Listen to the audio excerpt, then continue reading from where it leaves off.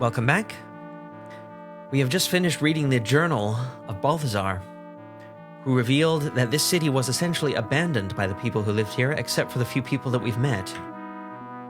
Oh, and as with Starship Titanic, I just realized I can use the arrow keys to move. That's convenient.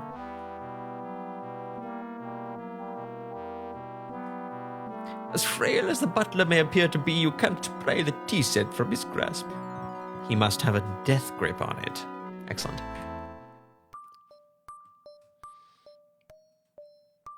Well, we still never got the scepter.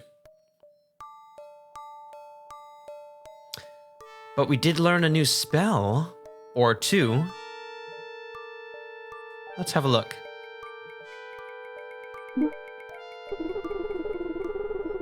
Explain to the butler that you know the horrible truth. Yes, I suppose we could, couldn't we? We could try. Okay, so we have possession, and we have ward. Possession's only going to work on lower life forms? Could we possess the snake? I don't see why not.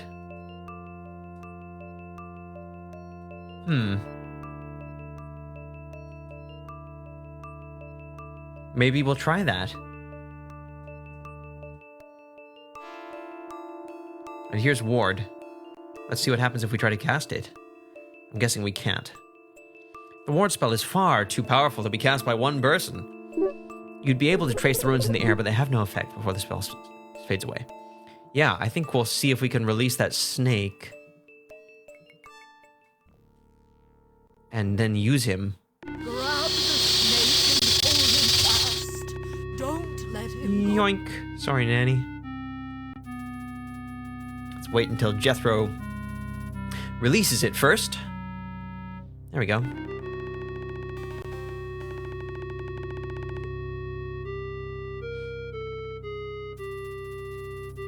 And if we do have a snake to manipulate, we might be able to fit into those small tunnels. There's that possession spell we read about.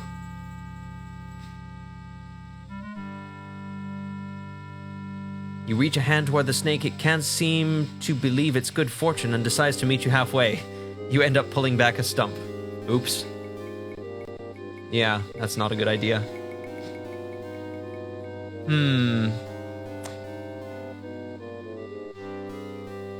Because we need to be able to touch the snake.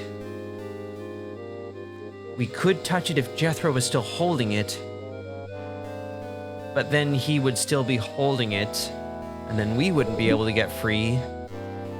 And we can't tell Granny to stop reading while we're a snake. So maybe that won't work.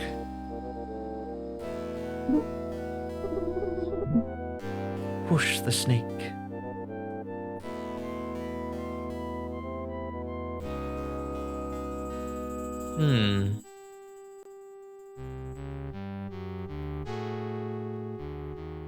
I'm still wondering about that scepter and the headpiece.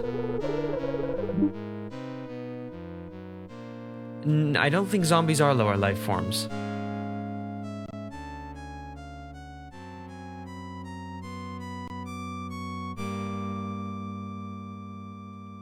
Doesn't mean we can't try. Usually these spells just fail if they won't work.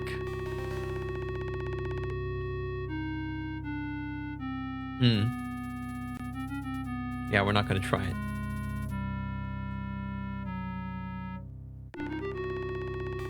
Well, regardless, I think we're going to need Jethro to...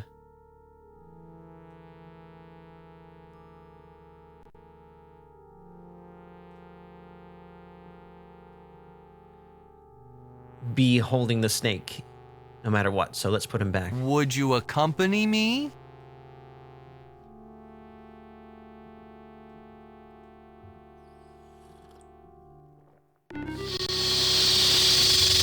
Oh. I guess we have to do the book first this time. Grab the snake and hold him fast.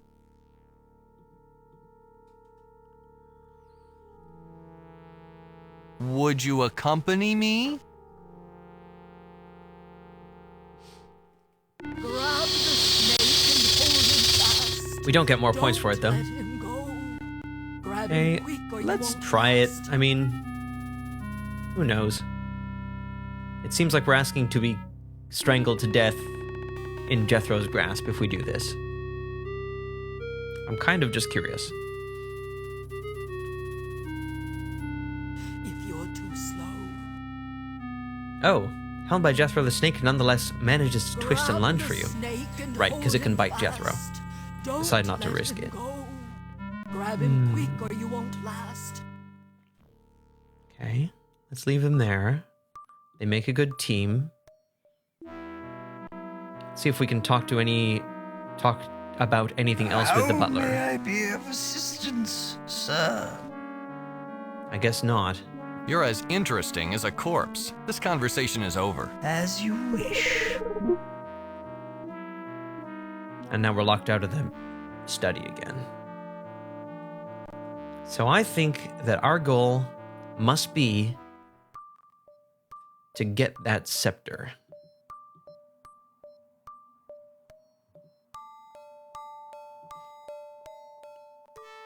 The question is how.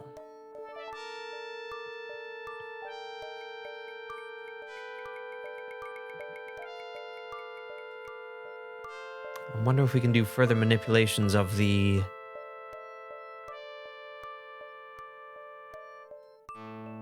clock.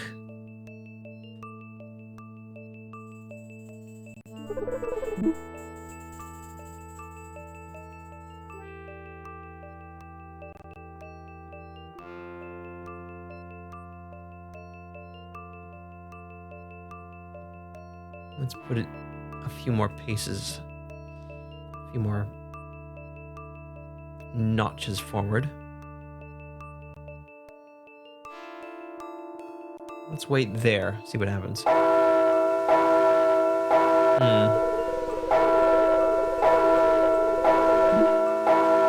I could try heating the metal. Oh, something's happening. No, nothing really important though. The scepter is part of the statue. It flares out into two tongs at the end. Bongs and tongs. And all we can select are the scepter and the headpiece. But we can select the statue independently of the scepter. I don't know. Let's see what we can do with magic.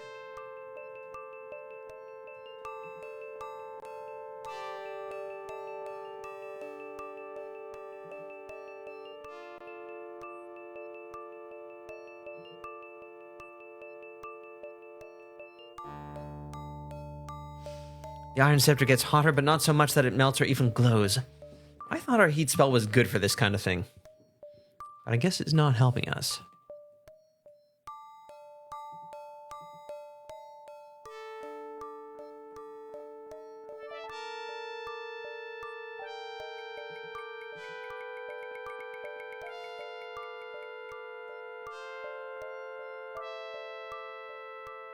On the flat end is a single graven line.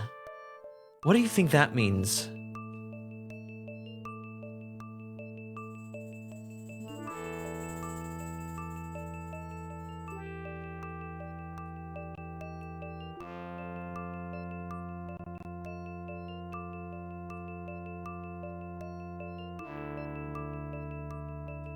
The shear doesn't fit in the scepter.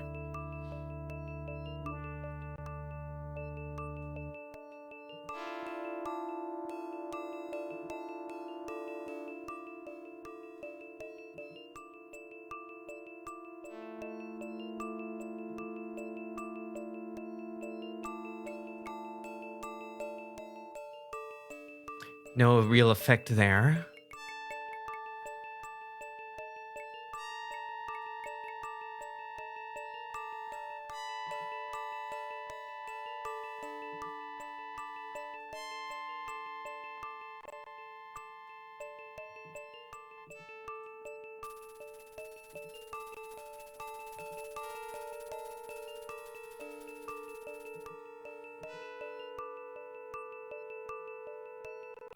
And I can't take the crown, right?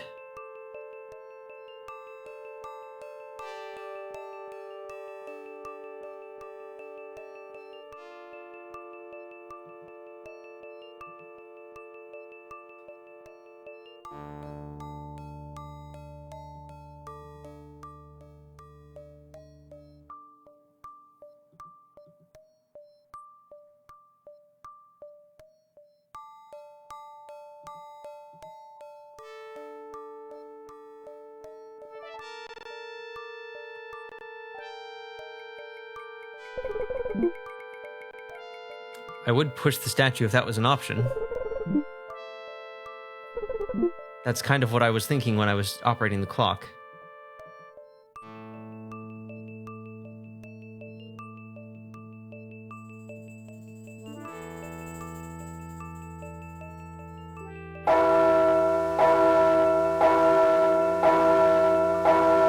I wonder if setting the time to the beginning of a new day has any effect on the statue.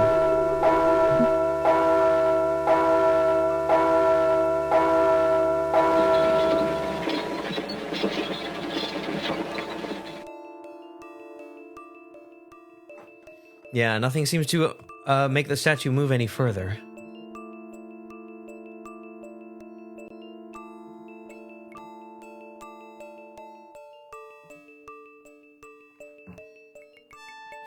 The doors automatically open at the stroke of the hour, but cannot be manually opened at any other time. Sorry.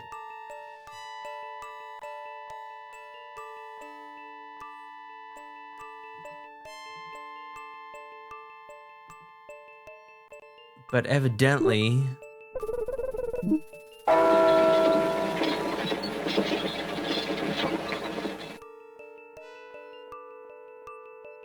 Throw Zifnab rock.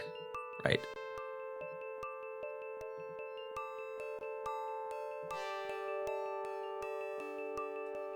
In your opinion, all the statue needs to look perfect is the addition of a stone. The only problem is that it won't stay on.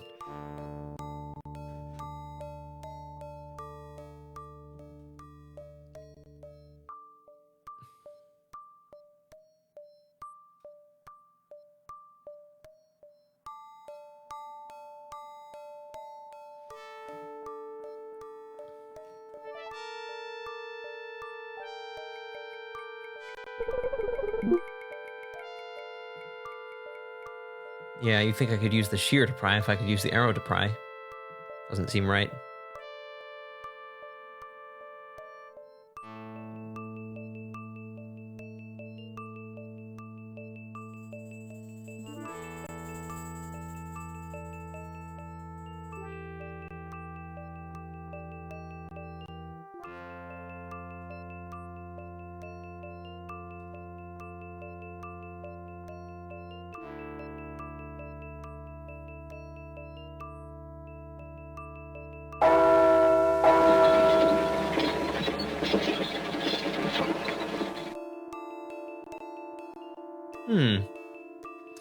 Well, we're getting nowhere here.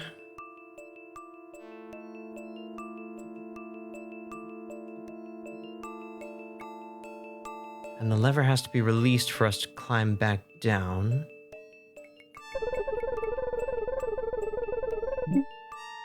Yeah, I don't know. Maybe...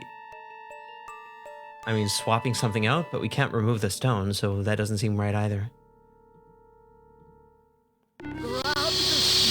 Tempted to go back and try meddling with the dwarf again.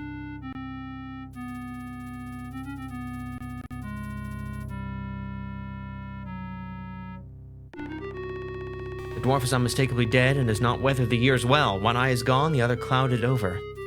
Half of his chest is missing, as well as the lower part of his right arm. The remainder looks like it was used repeatedly as a meal by lots of little creatures. Its one good eye glares at the world with madness. Go away! I talk to no one. I wait for my lord. He will be here soon to take me with him. Begone! We do have Balthazar's book. But that means nothing to him, apparently.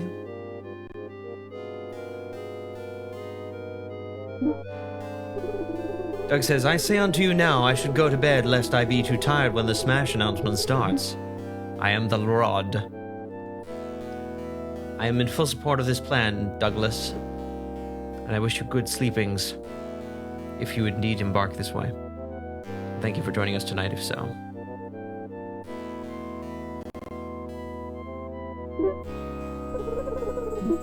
Offer him a drink. I can't do that either.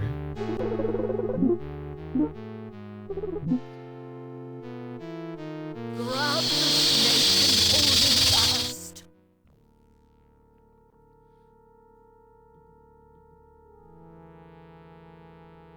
Oh. There is something else we can do, isn't there?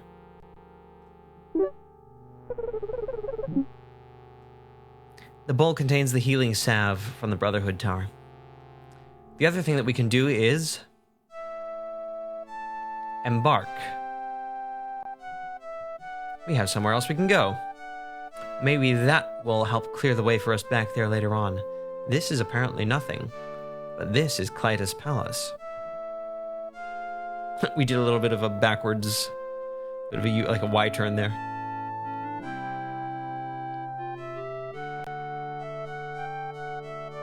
Since that was the last thing that happened before break, I actually forgot. Clearly, we'll get somewhere here. Your ship is docked next to a dark stone palace. Lights in the windows indicate that it is inhabited. Excellent. I'd love to meet some inhabitants. And a new musical theme. Let's go east. Is this a cave? This is a cave. A small cave next to your docked vessel leads into the cavern wall. Don't know who Kleitus is. Is he the dynast? I think he might be the dynast. Like the deserted city you visited, the palace has been carved from the surrounding rock. Unlike the city, you see living guards outside and lights in the windows. Life still thrives there, evidently. Okay, let's go to the cave first. You take a few steps in, but the cave quickly branches into many tunnels. You become very confused, so you turn back. Okay. Let's go to the palace then. Who are you? What are you doing here? You walk purposefully toward the front entrance. The guards there stare at you in wonder, never having expected anyone to willingly walk into the palace. As soon as you approach, one of the guards barks out, "Who are you? What are you doing here?" You explained that you're trailing the refugees from Telest. The guard claims he doesn't know what you're talking about, but a knowing look to his companion leads you to believe otherwise. They inform you that all visitors must see the dynast. He makes his habit to greet them personally and hold a banquet in their honor. Again, the knowing look that passes between the guards is disquieting. With a grip that is more insistent than friendly, the first guard escorts you into the palace.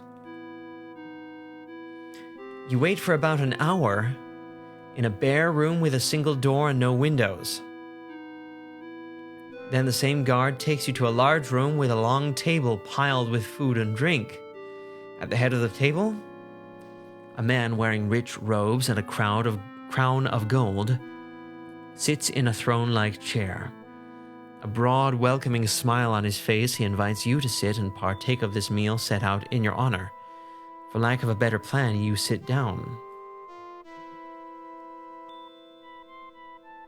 Greetings, my friend. My name is Kleitus the 14th. I am the dynast of Abarak, and I rule here, but you probably know that. I'm always pleased to receive visitors.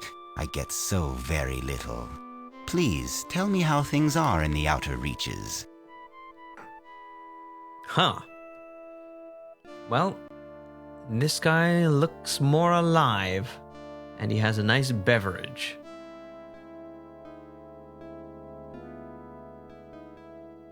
We have a lot of options here.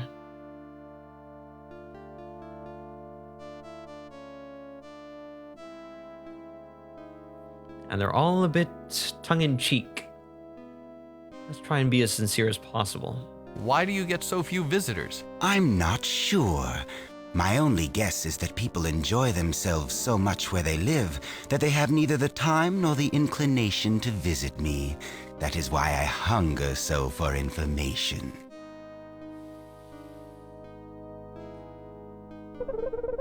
Nice spread. Well, thank you. Feel free to partake of anything you see.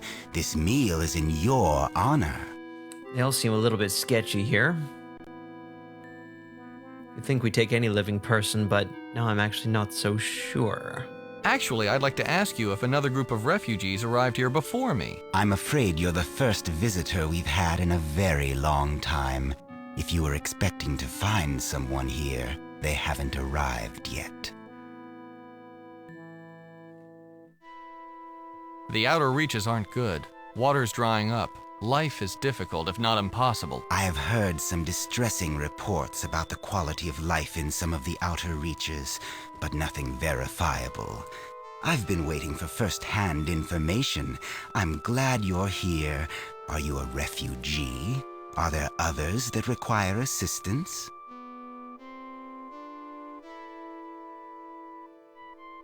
I'm alone. So, you don't represent anyone? You don't require assistance? Very well. You know, you look very different. Foreign. I've seen people from all over Abarak, and you look like none of them. Who are you? Where are you from? If this guy is a Sartan, he either doesn't know that we're a patron, or he does and isn't revealing it. We could just say it.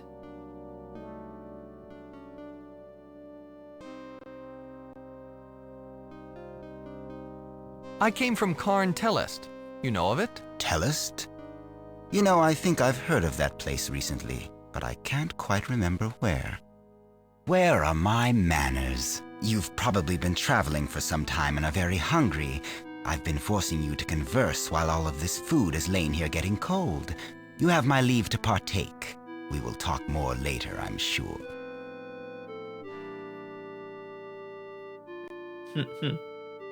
I'd like to ask you a few more questions first. The time for talk is past. Now it's time to enjoy ourselves. Perhaps a toast would be appropriate. We must drink to our new relationship.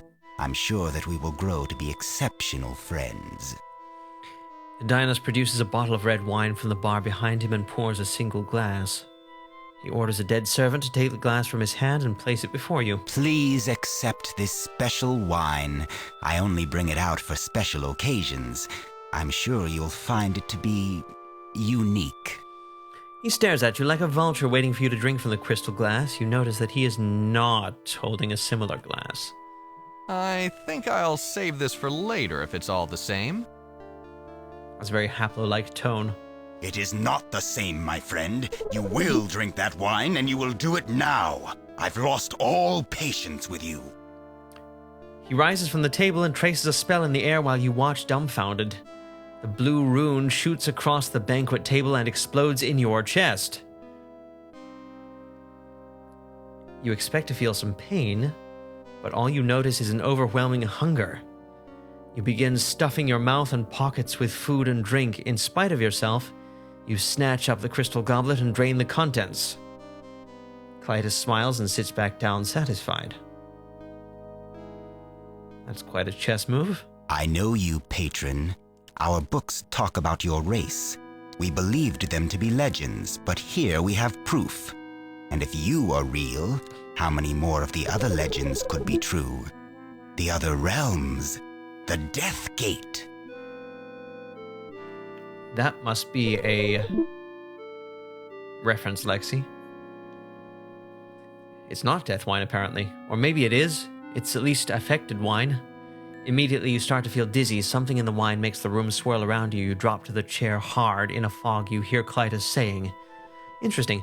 So, these people do seem to be Sartan."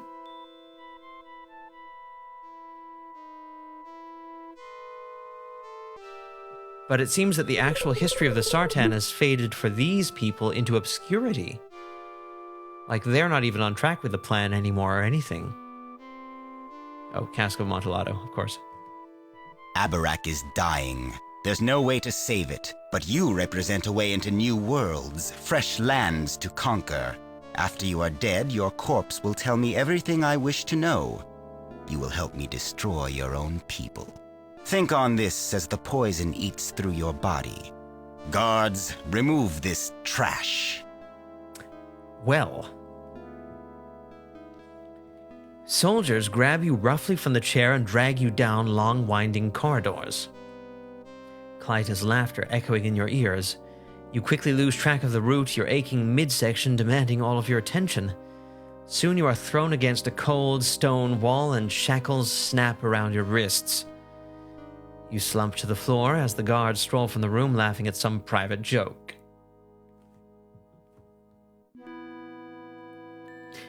You gather enough strength to look around the room. It's a stone cell. One wall has an open doorway suggesting that manacles are what keep prisoners from escaping. A peg on the wall is home to a key on a ring, which looks like it might fit the lock on your shackles. It is, of course, out of reach. And we have learned a spell. Excellent. Another occupant of the cell is chained to the same wall that holds you prisoner. A thin crown along his brow attracts your attention. This Sartan boy is some kind of royalty. Why he is confined in a dungeon is beyond you. The paleness of his skin, occasional grunt and spasm all lead you to believe that he has had his share of Kleitus poison as well. So it's poison, and he is going to kill us. 10 points. And there is a dog here. Okay. I think this part of the game is a little bit dangerous, so I am going to save here. And also because the emulation only lets us really save one game per session, I'll choose this to be where it goes.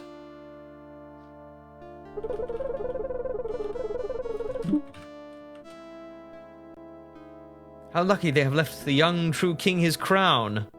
Indeed. So, what have we here? Is this a vice? It is. And it's on a stool. There's a key ring out of reach. Pendant. Edmund. Hello, Edmund. Imagine we'll be talking. And there's that dog there. Hello, my friend. It looks like we're both in the same boat. So much for relying on the hospitality of strangers. That guy's voice really reminds me of the Vulcan from Lower Decks, the TNG episode. He ends his statement with a painful grimace and swift intake of breath. Well, I'm noticing a couple of things. First of all, this guy's mouth movements are very strange, even for this game. Secondly, he seems to be wearing a copy of the World Seal around his neck, and if so, that means we should be able to learn the rune for the final realm, which is good. He seems like a bit more of a friend than Kleitus did. Who are you? My name is Edmund, and I'm the Crown Prince of Telestia. You couldn't tell I was royalty by the deluxe accommodations? Who are you? You're a prince?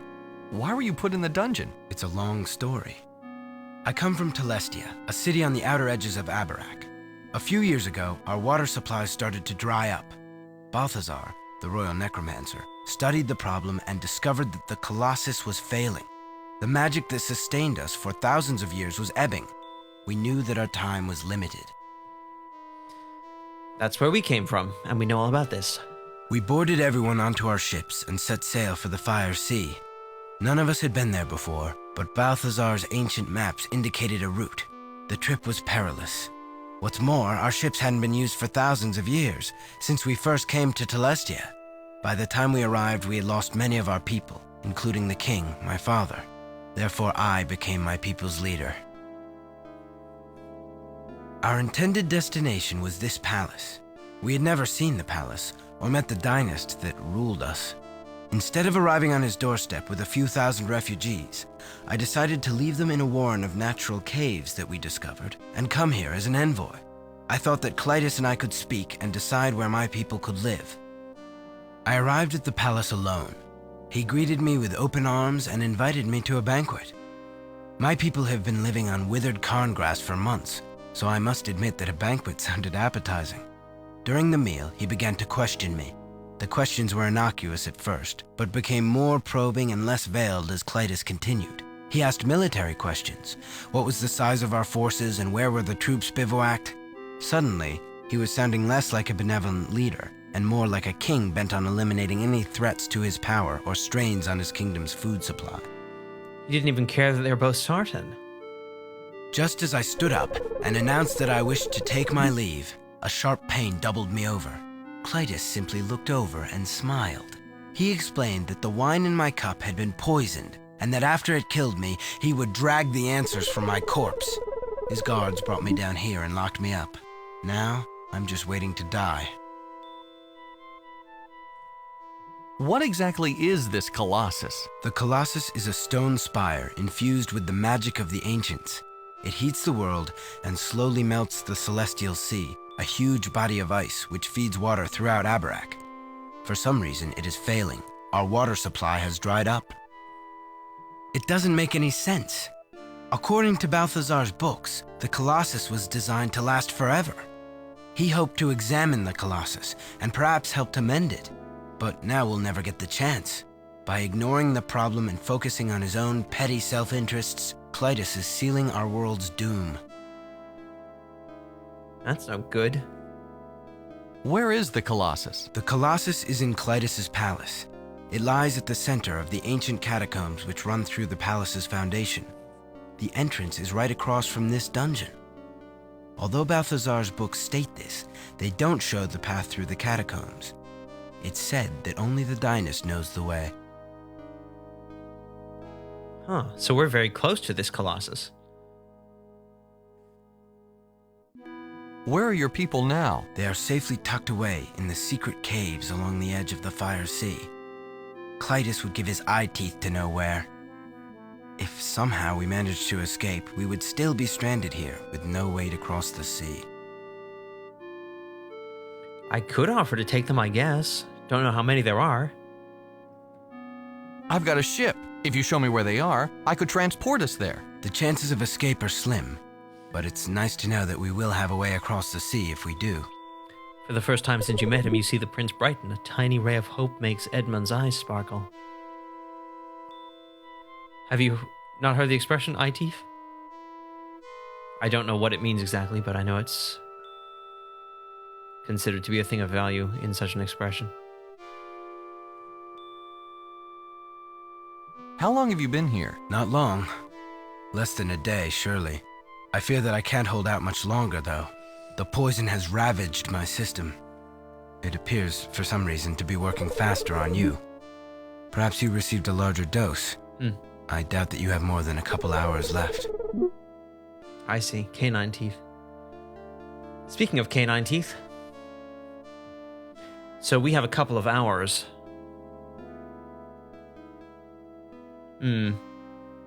That's still more than a few minutes. Why didn't you send some nobody as your envoy? Seems like a dangerous job for a prince. Everyone under my rule is important. There are no nobodies. I would risk myself before I would send someone else into danger. Well, that's an attitude that brings a little light into this dark world. Can your people pose a threat to the Dynast? They sound like a bunch of farmers. We are mostly peaceful folk, but we have some reserves of dead fighting troops. That doesn't matter much, though. While Kleitus holds the scepter of rulership, he could turn my army into dust before it even got into position. Scepter of rulership, eh? Let's back up a step. Suit yourself. My name is Haplo.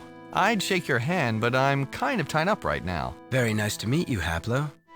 Any enemy of Kleitus is a friend of mine.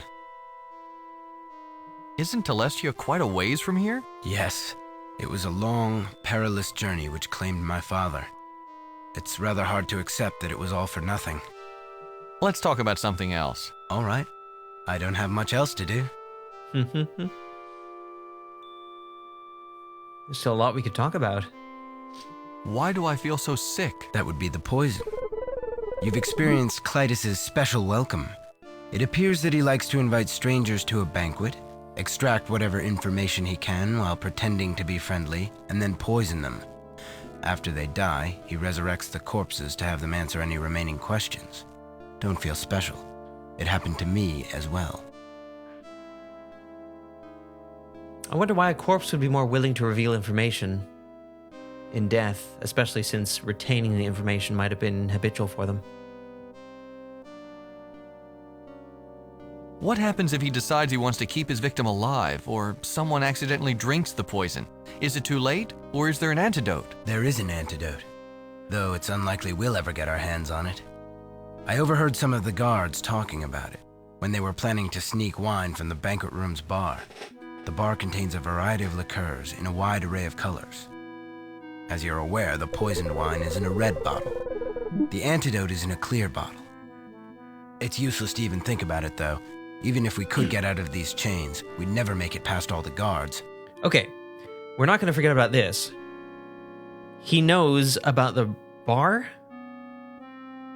Because he overheard the guards talking about it. Okay, the poison wine is in a red bottle. Red equals poison. The antidote is in a clear bottle. Cool. Let's not forget that, shall we? Why did this Kleitus lock us up? To give the poison time to kill us. When we're dead, he'll resurrect us and get all the information he needs. No way am I telling him anything, even after my death. I'm afraid you'll have no choice. Part of the process of resurrection ensures that you'll serve the living to the full extent of your ability. You'll be glad to answer any questions he might have. Oh, it's kind of worked into the refined resurrection process. Do you know any way out of here? In fact, I do. One of Balthazar's old books showed a secret passage out of the palace's foundation. If we were unfettered, I might be able to find that passage. What's Kleitus' story? How'd he get to be dynast? That is a story. I only know the parts of the legend that Balthazar found in his reading. I guess we don't have anywhere to go, so I might as well tell you. All right then. According to the legend, our ancestors created this world and populated it with the weak races. Those races continually warred with each other, so our ancestors decided to sleep until everyone began to get along. Presumably, when that happened, our ancestors would wake and rejoin the new society. That sounds like the original plan. You know about it, so what happened? I guess they made Abarak a little too hostile for the weaker races. The heat and impure air were killing more of them than their petty wars were. So they banded together much sooner than anticipated and roused our ancestors. Interesting. They already reunited? They arose to discover that the world was killing the races instead of nurturing them. They also found that there was nothing that they could do to save them. It required all of their magic just to keep themselves alive. So they selected a handful of members from each race, placed them in the sleep chambers from which they had just risen, and waited for something called the interconnection. The books were a little unclear about this term. All they say is that it would make life much better on Abarak. So he does know a little, but he doesn't know the whole plan, but he does know what happened. So there are a few humans, dwarves, and elves currently in sleep chambers that were meant for the Sartan. Kleitus I was a member of the High Council at that time. One day, he arrived in the council's session with a powerful magic scepter. With it, he convinced the others to found a monarchy, with himself as the dynast, the ruler. The line has continued unbroken, as far as I can tell, to this day. Each new son takes up the scepter of rulership and becomes the new dynast. The man who tossed us in this dungeon is Kleitus XIV. It's said that his scepter can turn a man to dust in seconds. No one wants to confront such raw magic, so he remains in power. That would explain what the scepter's value is. Kleitus I did do something right, though. He introduced us to necromancy. It's only by bringing back our dead that we have been able to stay alive. He even sacrificed his own personal servant as the first experiment. Yeah, I think we've met the guy. Interesting. It's interesting to see somebody who accepts necromancy as a way of life. Doesn't really seem to bother him. What happened to the rest of the weaker races? They died. There was no way to save them. It must have been horrible to watch them die, completely helpless to do anything. Seems like a compassionate person. Even sympathetic to the mensch.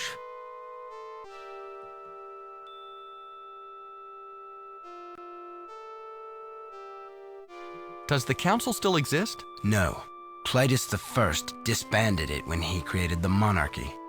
My ancestor was a member. This amulet I wear was a badge of his office. It's been in my family ever since, and I wear it proudly. I saw earlier in the conversation we thought to maybe ask him about that medallion. Let's hear more about his thoughts on necromancy. You really think necromancy is all that hot? It's hard to question something that is such a fundamental part of your life. But Balthazar has raised some interesting points. He believes that we should be concentrating on rediscovering the old, lost magic arts.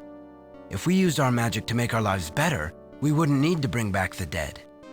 To be totally honest, seeing my father resurrected into a shadow of his former self was chilling. I don't look forward to dying myself, or to the inevitable result.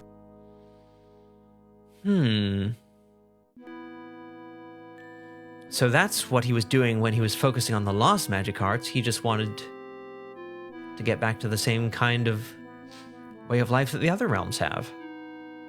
And he didn't want to meddle with resurrection because it played too hard on his conscience.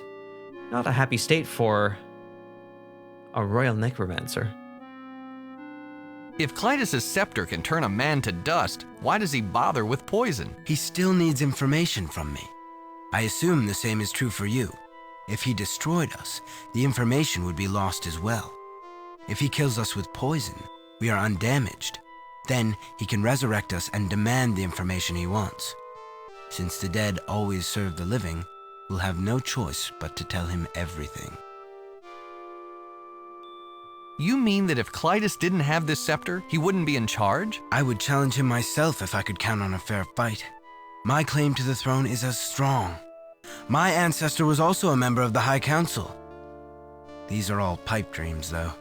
His scepter would make dust of them and me. What happened to his personal servant? Shortly after he rose to power, Kleitus I sent him away. I believe he was banished to the ancestral home of the dwarves. In fact, it would have been in the caverns around Telest. No one has explored that area in ages. I wonder if he's still there. Sounds like he's the product of a little too much inbreeding. I know nothing about Kleitus' specific lineage, but madness is a symptom of inbreeding, and he is certainly displaying that. That was an intriguing story, but let's talk about something else. All right. I don't have much else to do. He has such an interesting dialect. Let's see if we can get some info on this pendant. That's an interesting medallion you're wearing. Could I have it? I'm afraid not. It belonged to my ancestor and has been passed from father to son for centuries. I treasure it with my life. So it's important to you. All right. Let's ask about the dog. It's time. Why is that dog watching us? Is he just waiting for us to die so he can chew on our bones? That's Kleitus' personal hunting hound. The guards have orders to let him go anywhere he wants, so he has run of the palace. He's probably here because he's curious. They don't get many new visitors. I don't hold it against the hound that he belongs to Kleitus. He seems nice enough. Until you came, he was my only company. He's a good listener. Aw, that's nice. He belongs to Kleitus, but he's a good boy. I'd like to rest now. I understand. I'm feeling sick and tired myself. I'm sure it's the poison, not the conversation. Thank you, sir. Okay. I saved before, but I'm going to save again, because I think we can't not have been expected to go through that conversation there.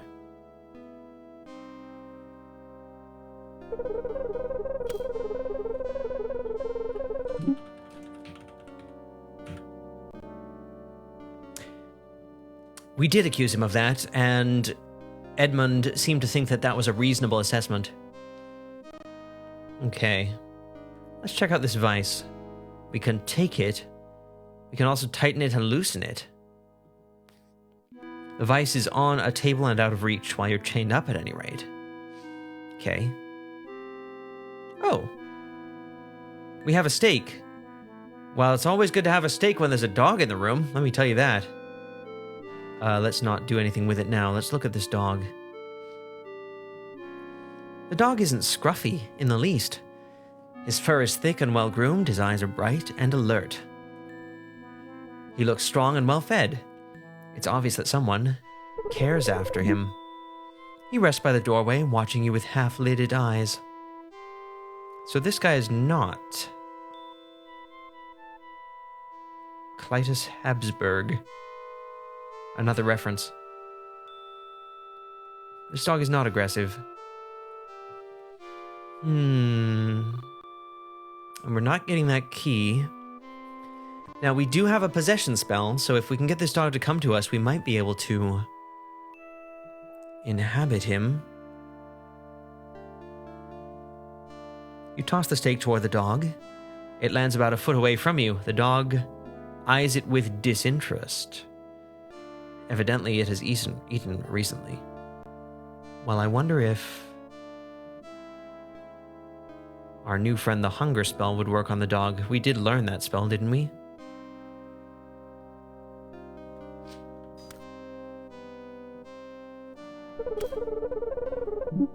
We don't want to cast ward on the dog. It's the wrong spell. We're not playing the ward games here. Look at that spell. That's a cool shape. You trace the rune structure in the air. It floats over to the curious dog, who attempts to take a bite out of it. I thought he wasn't hungry. Instead, it sinks into his body.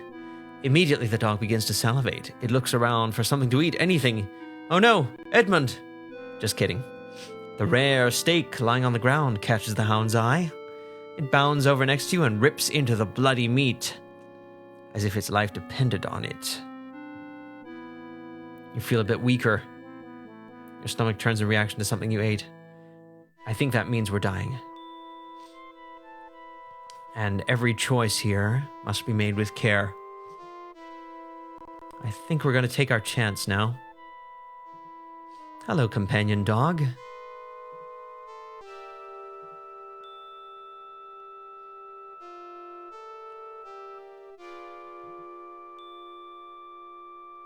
You trace the runes in the air and place your hand on the dog's scruffy fur.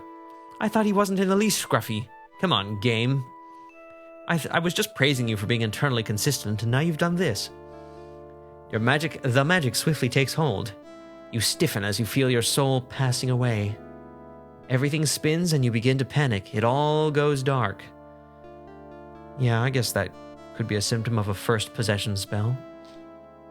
The darkness doesn't last long. You quickly come to your senses, but instantly discover that they aren't the same senses you've come to expect. Your vision now only perceives the world in shades of gray, although your hearing and sense of smell have been enhanced.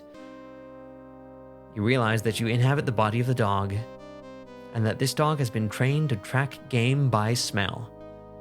This must be the body of Kleitus Royal Hunting Hound. There we are. Edmund is looking over, and there's us. Okay, I would look at us and stuff. Oh, look, our actions have changed too. Take, put, look at, smell, bark, and look. Yeah, I think we'll... Time is of the effervescence, so let's take the key. Nice. You bite down on the key and slide the ring from the peg in the wall. Can we drop it right there? Nice. Okay, let's leave it there. And let's see if we can use our mobility. I don't know if we have a way to get out of this. Do we have to touch Haplo again? That might do it. It's also the first time we've seen ourselves in a while. Okay. We made it out as the dog. You are in one of many passages that run through the palace's foundation. A stairway leads up to the more populated areas. I think if we have a goal, it should be looking, or at least a goal in mind, it should be trying to see if we can find the antidote. I don't know if we can go into that door, and I don't know if I want to try. That looks like a knob. So let's go upstairs where the way is clear. You pad up the stairs, passing a number of alert guards. They pat you on the head and smile, but allow you to pass. It seems that this dog has run of the palace. After a bit of exploration, which involves sticking your nose into a lot of empty rooms, you discover the original banquet room that you were escorted to. Okay, we're back. You've taken a good deal of time to locate it, however, and you're very worried about the condition of your body. Gotta save ourselves and the prince. Yeah. Now being a dog is cool. Here we are. A long table takes up most of the banquet hall. This is where we were. It does look rather lavish, but there is also a wet bar with several bottles at the near end. Okay.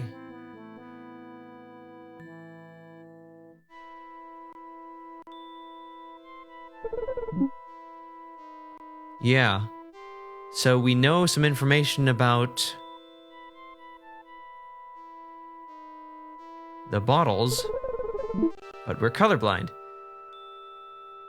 However, if we look very carefully, we can see that this tablecloth appears to have horizontal stripes.